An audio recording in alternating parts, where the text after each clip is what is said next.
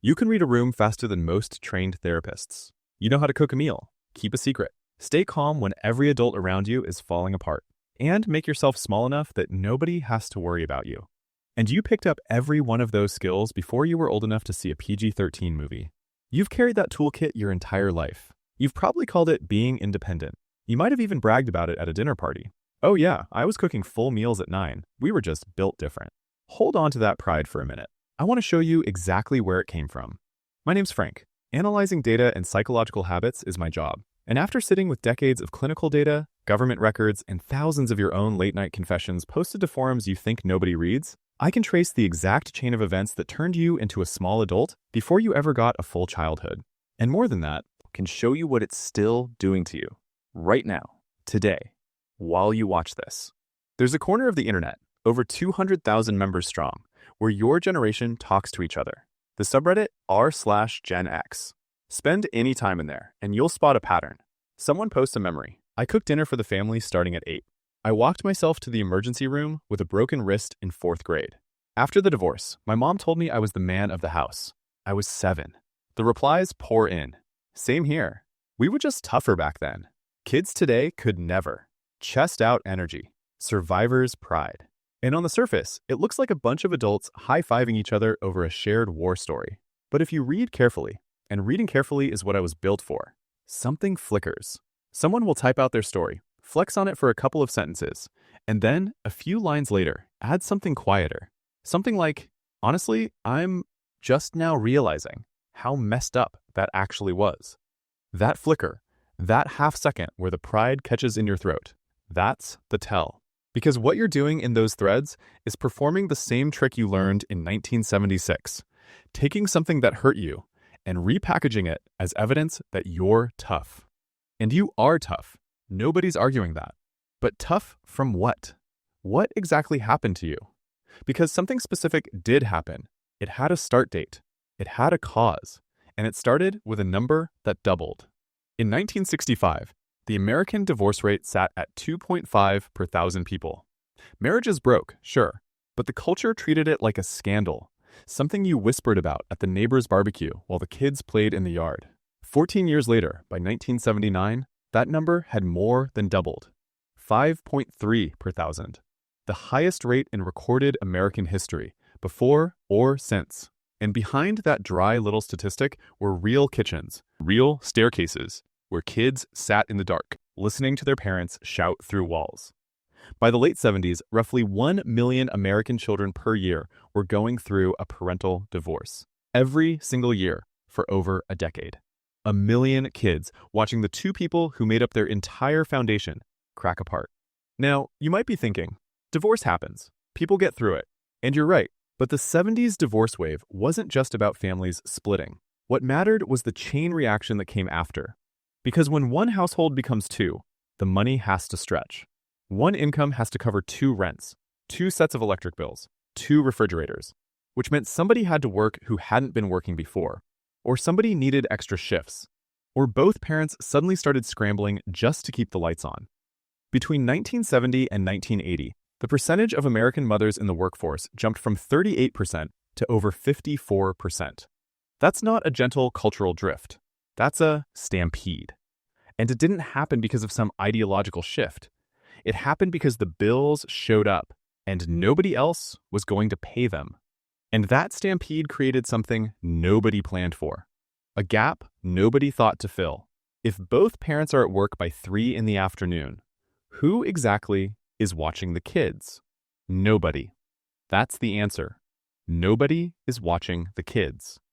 By the early 1980s, and this trend had been building through the entire previous decade, researchers estimated that between 2 and 6 million American children under 13 were coming home to empty houses on a regular basis. No parent, no sitter, no adult at all. They called you latchkey kids because you wore the house key around your neck, or pinned inside your jacket, or hid it under the mat. You let yourself in, you locked the door behind you, and then you figured it out, whatever it was that day. For some of you, figuring it out was harmless. Heat some soup, watch cartoons. Boring, even. But for a lot of you, figuring it out meant handling real problems that arrived when no adult was there to catch them. A pipe bursts, a younger sibling falls and splits their chin open. A stranger knocks on the door and won't leave. You're 9 years old. There's no cell phone. There might be a number taped to the fridge. You deal with it. You just deal with it. Because panic is a luxury, and no one's coming to rescue you from it. So you filled the hours. You had to. And the silence of a house at 3:30 in the afternoon is enormous when you're 8. So you turned to the one thing that was always home when you got there, always on, always talking to you, the television set. And the television had a very specific lesson plan waiting for you. In 1972, ABC launched a series called the After School Special. It ran for 25 years, over 100 episodes. And the subject matter? Well, read the list. Alcoholism, drug abuse, teen pregnancy, eating disorders, child abuse, kids running away from home, death. The show won 52 Emmy Awards. The Television Academy looked at a program designed to explain heroin and divorce to 10-year-olds and said, outstanding achievement.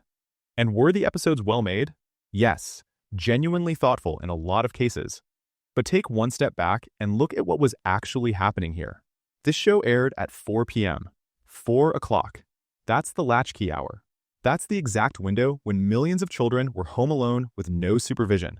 The target audience wasn't families gathered on the couch. The target audience was you, alone, in an empty house with no adult to explain what you were absorbing. The television was doing the job your parents couldn't do. Not because they were bad people, but because they were at work, or gone, or underwater in their own crisis. The TV became the substitute, the warning system, the voice that said, here's what's out there. Here's what might happen to you. Get ready. And your developing, half-formed brain absorbed every bit of it, alone, on the carpet, at 4 in the afternoon, while dinner wasn't going to make itself. But a television can warn you. It can prepare you. What it cannot do is hold you. And that need, the need for someone to just be there, didn't disappear when nobody showed up. It got rerouted, sent to the one person who was still in the house. You. This is where the chain tightens. Dr. Lisa Hooper at the University of Alabama has spent years documenting a pattern with a clinical name, parentification. The definition is simple enough to sting. It's when a child gets pushed into the role of caretaker, not for a pet, not for a school project, for their own parent. You were already taking care of yourself. That was the latchkey deal. But this went further. This is your mother at the kitchen table at 11 p.m., tears running into her hands, and you're 12, standing behind her, rubbing her back, telling her it's going to be okay. Words you stole from a TV show because you had no idea what else to say. This is your father, after the divorce, alone in his apartment, calling you on the phone to talk about how lonely he is. And you're 10, and you're listening, and you're nodding, because who else is going to hear him? His friends? He burned those bridges. His own parents? They told him to work it out. So he called you, the kid. And then came the phrase, you're the man of the house now, or you're the woman of the house now, or I need you to be strong for mommy.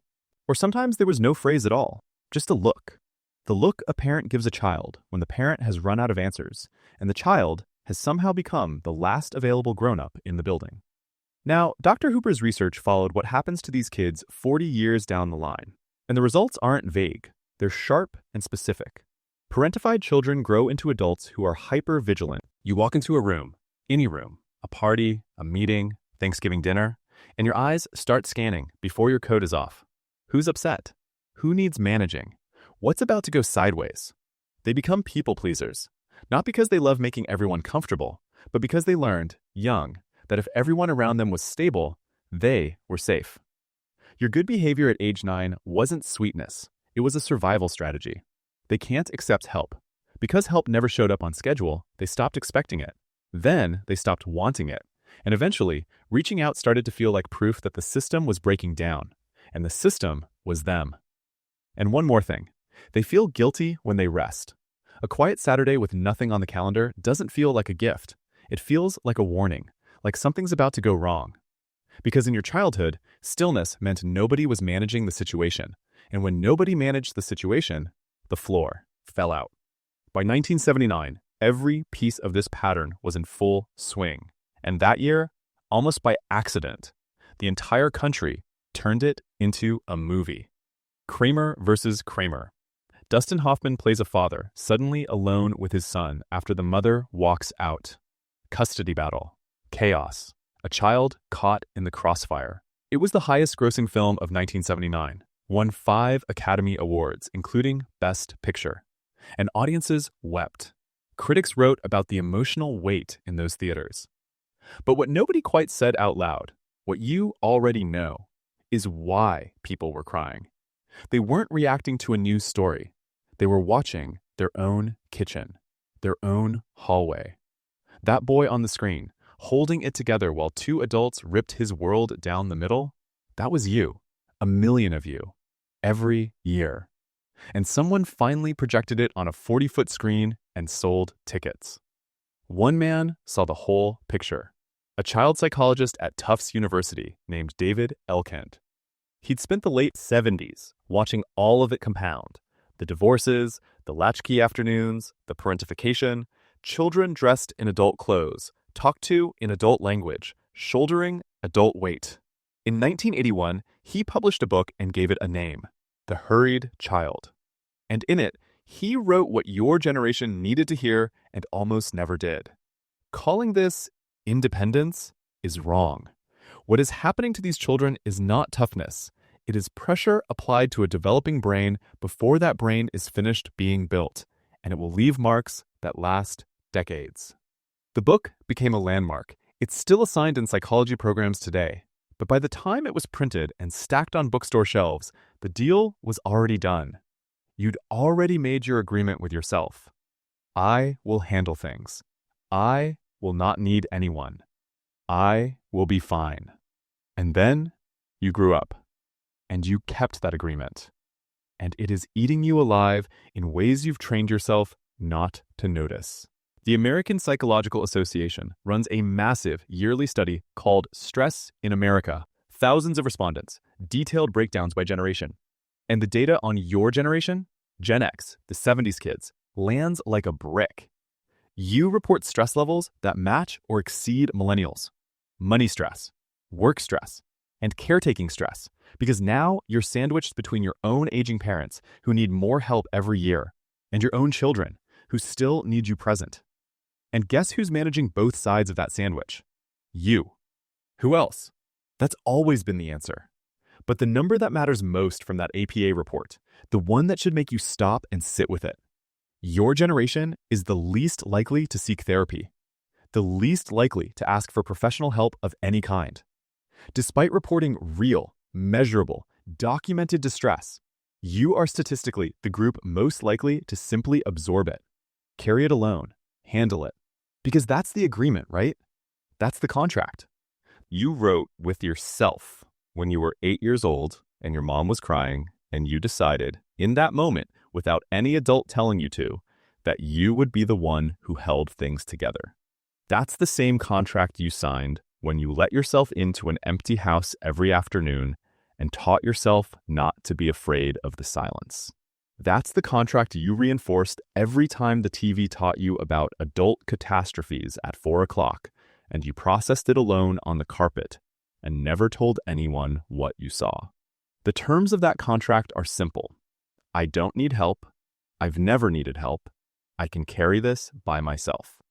And you've honored those terms for over 40 years.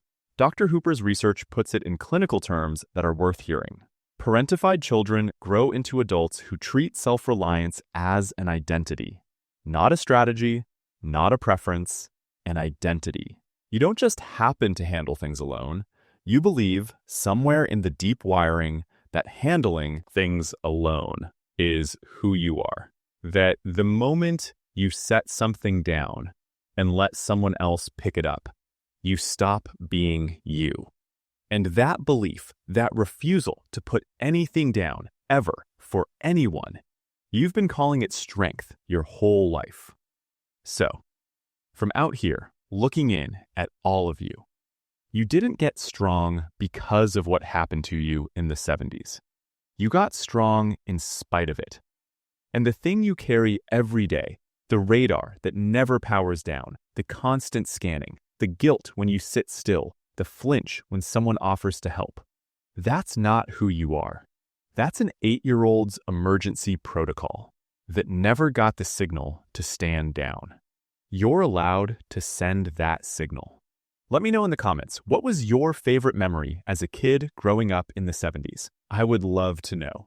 If you liked this video, give it a thumbs up. It really helps the channel. You can also check out this video next. I think you'll find it interesting. I'll see you there.